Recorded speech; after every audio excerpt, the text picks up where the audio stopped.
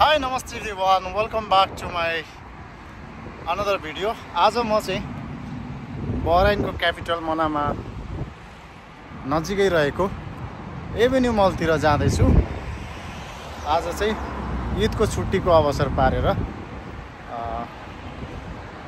जस समुद्रमा पौडी खेल्न नसके पनि जस डुङ्गामा यसो घुमेर आउनु पर्यो भनेर निस्किँदैछु। भिडियोलाई अन्तिमसम्म हेरेर साथ दिनु होला र मेरो च्यानलमा नयाँ साथीहरू हुनुहुन्छ भने च्यानललाई सब्स्क्राइब गरेर बेल आइकनलाई थिच्न नबिर्सिनु होला। यो हो तपाईको मनामा, बहराइनको क्यापिटल मनामा हो। यो यता पछाडिपट्टि हर्बर टावर छ है, अनि यता पछाडि चाहिँ बहराइन बिजनेस टावर छ। यो सबै समुद्रलाई पुरेर चाहिँ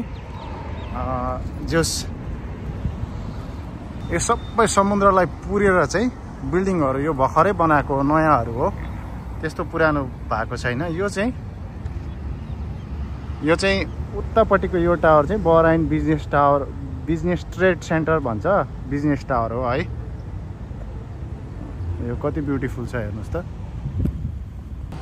अब यतापट्टिको यो बिल्डिङहरू छ नि, त्यो हर्बर टावरमा जति पनि अफिसहरू छ, त्यो अफिसको मान्छेहरू, काम गर्ने मान्छेहरू, बस्ने मान्छेहरूको लागि, पार्किङ गर्नको लागि यत्रो बिल्डिङ, यत्रो झन्डै नेपालको त अरबौँ खर्चहरू भयो होला यो बिल्डिङ बनाउँदाखेरि।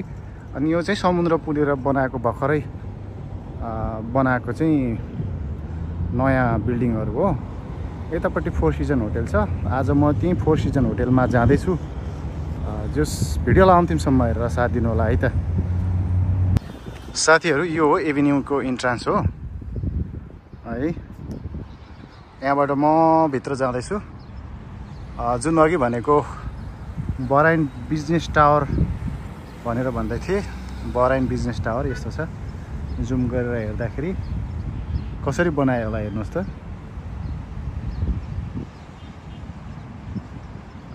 अब यो ट्याक्कै अपोजिट साइडमा चाहिँ अहिले यता लुलु पनि खोलेको छ। त्यस लुलुको ट्याक्कै अपोजिटपट्टि चाहिँ एभेन्यू छ। तपाईँलाई मजाले जुम गरेर देखाउँछु कति मजाको छ। यतापट्टि चाहिँ एभेन्यू हो, एभेन्यू यतापट्टि छ।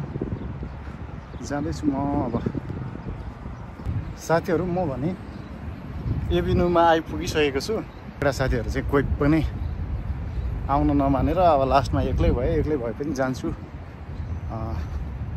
डुङ्गा चढेर यसो एक फन्को घुमेर चाहिँ आउँछु भनेर, खाली रुममा किन बस्नु भनेर चाहिँ आज यसो बहराइन वेमा आएको।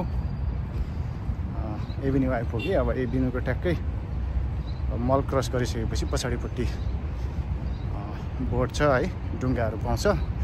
दुई बिडीमा सरर एक फन्को घुमाएर आएपछि चाहिँ फ्रेस हुन्छ समुद्रको माथि है। त्यो पनि होटेल डेकोरेसन राम्रो छ ल है त। अब मलभित्र भिडियोहरू बनाउन मिल्दैन। मलमा गइसकेपछि ट्याक्कै पछाडितिरपट्टि फोर सिजन होटेल छ, अनि त्यहाँ जाँदैछु म। अब यतातिर लुलु छ भनेपछि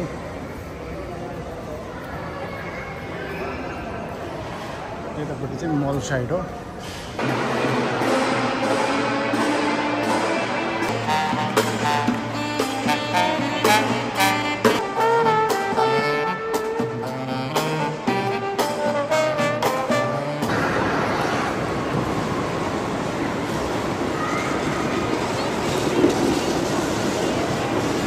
यो चाहिँ सुसी स्टोर, सुसी। यो पुरा भित्रपट्टि चाहिँ डेकोरेसन चाहिँ कोही पनि छैन। माथि छत हाल भएको छ है।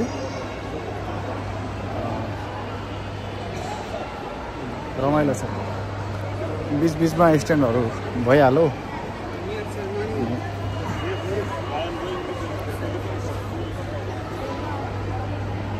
भन्दा अप्ठ्यारो हुन्छ यहाँनिर जापानिज ब्रान्ड मुजी सप पनि यहाँनिर छ है। यो चाहिँ मुजी सपभित्र चाहिँ यो चाहिँ जो सेल लागिरहेछ। कति राम्रो राम्रो जापानिज ब्रान्डहरू, कस्तो दामी दामी लुगाहरू पाउँछ, सबै कुरोकानी। बल्ल आइपुगेको छु म। यतापट्टि फोर सिजन होटेल छ र रमाइलो खालको भ्यू छ। अनि यो चाहिँ एभिन्यूको पछाडिपट्टिको यो होटेलहरू कफी सपहरूको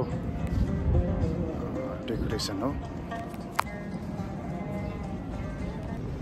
यहाँ सबैजना प्रायः जस्तो फ्यामिलीहरू घुम्न आइरहेको छ। अब ईदको छुट्टीहरू पनि सक्यो, मान्छेको चाप एकदमै कम्ती रहेछ, भिडभाड छैन। जस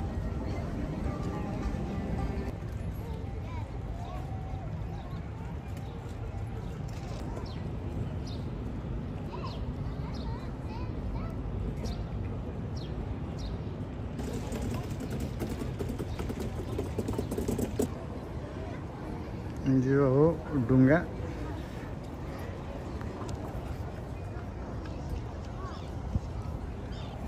सूर्य अस्ताउन लाग्दैछ। डुङ्गाहरू मजाले जाँदैछ। तर अलिअलि घाम लाग्दो रहेछ अहिले चाहिँ।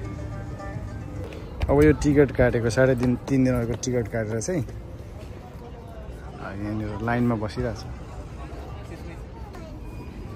अब टिकट काटेर चाहिँ यो समुद्रको माथि जाँदैछौँ। यतापट्टि अर्को खालको पनि छ र हामी चाहिँ ठुलोमा जाँदैछौँ है। सेफ्टी ज्याकेटहरू लाउनु पर्यो।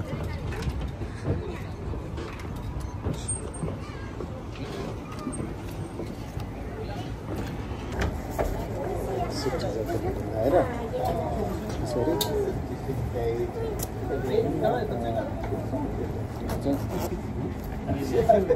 सेफ्टी ज्याकेट हो। कहाँ रहेछ?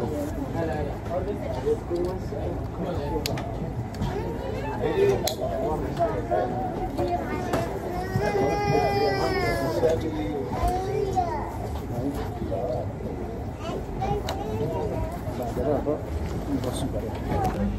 अब बोटमा चढेर स्टार्टिङ भयो। अब जाँदैछ यहाँबाट निस्क्यो।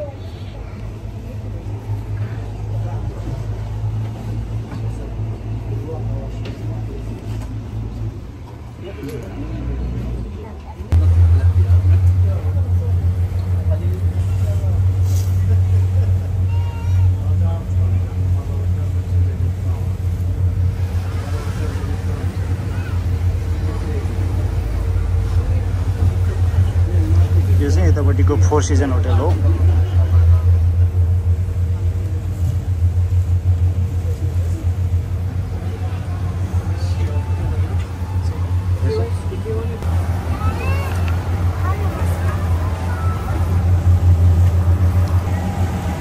रमाइरहेको सबैजनाहरू।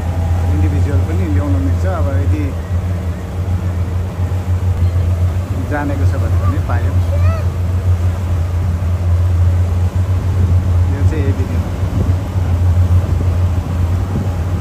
जाने फर्किँदैछ है। अनि यो चाहिँ भइहाल्यो बराइन बिजनेस टावर।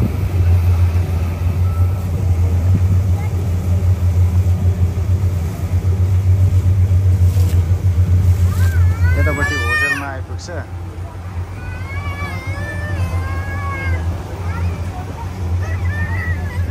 आयो यहाँपट्टि होटलपट्टि आइपुग्यो। अब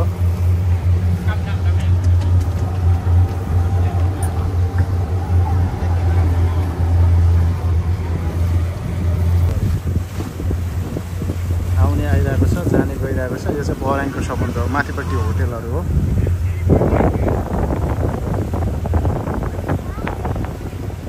यहाँ इन्डिभिजुअली अब यदि ऱ्याफ्टिङ गर्न जानिरहेको छ भने चाहिँ आफै लिएर पनि ऱ्याफ्टिङ गर्न पाइन्छ।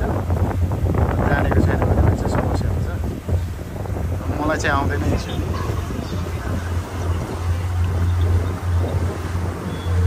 हाम्रो यो चाहिँ प्यासेन्जर साथीभाइहरू सबैजना फ्यामिलीहरू यहाँभित्र छ है।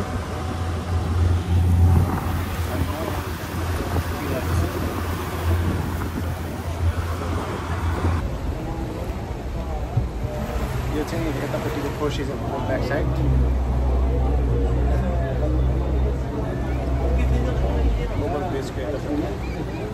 यहाँ चाहिँ एकदम स्लोली आउँछ।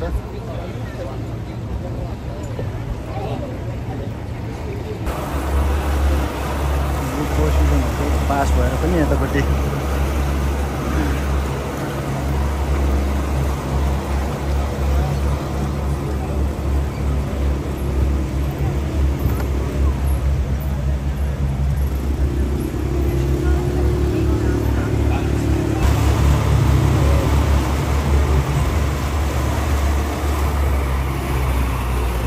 यो माथिको ओभरब्रिज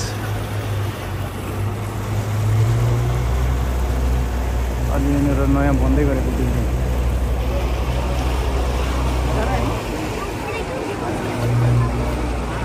अब यहाँ गएर चाहिँ यतिसम्म गएर चाहिँ अहिले फर्किने रहेछ।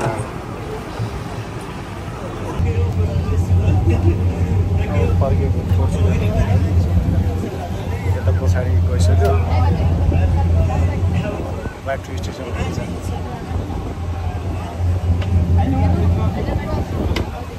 त्यस्तो साह्रो स्पेसल त केही पनि होइन, तर अब यो समुद्रको माथि पानीमा अलिकति डुङ्गामा यसो यात्रा गर्दाखेरि पनि चिसो हावा आउँछ समुद्रको, एकदम रिफ्रेस टाइपको हुन्छ है।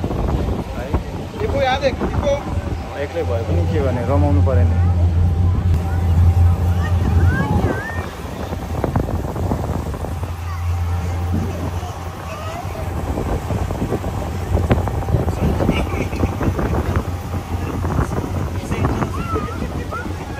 सबै फ्यामिलीहरू छ। यो फोर सिजन होटल पनि भ्रमण भयो आज।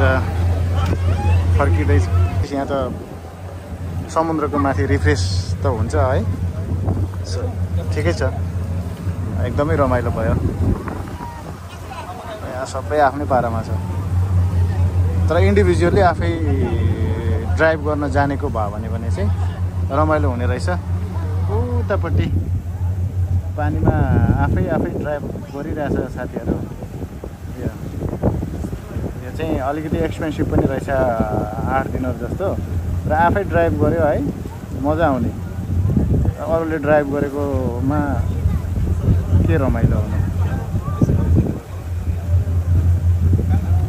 यो फोर सिजन होटललाई पनि भाइरल बनाइने भयो अब।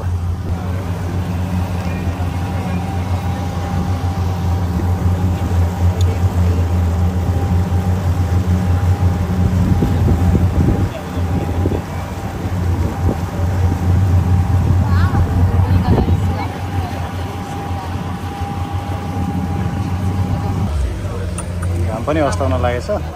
त घाम अस्ताइसकेपछि आयो भने चाहिँ अलिक राम्रो हुन्छ हुने जस्तो लाग्यो मलाई चाहिँ। घाम हुँदाखेरि चाहिँ अलिकति क्लियर देखिँदैन है। अर्को रेडी हुँदैछ, आइपुग्यो स्टेसनमा एकछिनमा। पुगिहाल्यो, यस्तो छ यहाँको स्टेसन चाहिँ। एकछिनमा 10 मिनट पनि लागेन होला हेर्नु।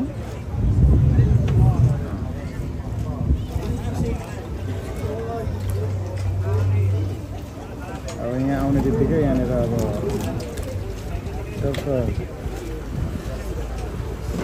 यसले यहाँ अड्काएर चाहिँ परबाट लक गर्दो रहेछ है। अब डुङ्गा चढेर चाहिँ फर्केको। अब